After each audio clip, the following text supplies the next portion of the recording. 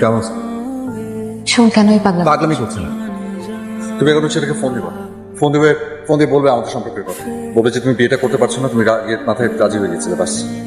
আমি ওকে ফোন করে কিছুই বলতে পারবো না, কারণ বিয়ের জন্য আমি রাজি হয়েছি। সবাইকে বলা হয়ে গেছে, কাজ ছাপানো হয়েছে। প্লিজ শোভন, প্লিজ একটু বোঝার চেষ্টা করো। আর কি বুঝবো আমি? কেন বুঝবো? তুমি ওই ছেলেকে ফোন দিবা, বাস। এখন ফোন করে বলতে হবে না, ওর সাথে সবকিছু শেয়ার করেছি, তারপর আমার সাথে এসেছে। ওয়াও, আরে গ্রেট, তুমি ওই ছেলেকে সাথে নিয়ে আসছো। কই? এখন তো যা হওয়ার তা হয়েই গেছে, হ্যাঁ, আর তো কিছু করার নেই। আমার মনে হয় আপনি যদি ইবাকে আর কল টল না দেন, আমাদের সবার জন্য সেটা বেটার হবে।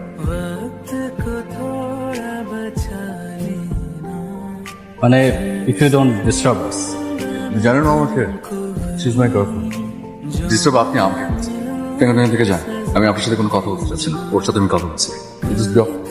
Just get out from here! জান আপনি, আপনি আমার গার্লফ্রেন্ডকে বিয়ে করতে চাচ্ছেন, আমার সাথে ঝামেলা বাঁধিয়ে দিয়ে আবার আমাকে জ্ঞান দিতে আসছেন। জান মিয়া, বাড়ি থেকে।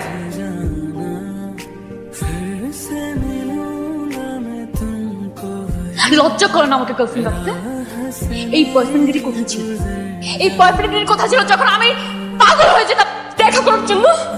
দেখা করার জন্য দিনের পর দিন তোমাকে বলতাম, তখন এই বয়ফ্রেন্ডগিরি কোথায় ছিল? শোভন, আমি তোমার মতো চেঞ্জ হতে চেয়েছিলাম, কিন্তু তুমি ওই সুযোগটা আমাকে দাওনি। এখন যখন I have moved on, I'm happy in my life, তোমার সাথে থাকবে না। সরি, আমি ভেবেছিলাম যে তুমি বোধহয় আমার মধ্যে কষ্টে আছো। আমি ভেবেছিলাম আমার থেকে বেশি ভালো তোমার বাসবে।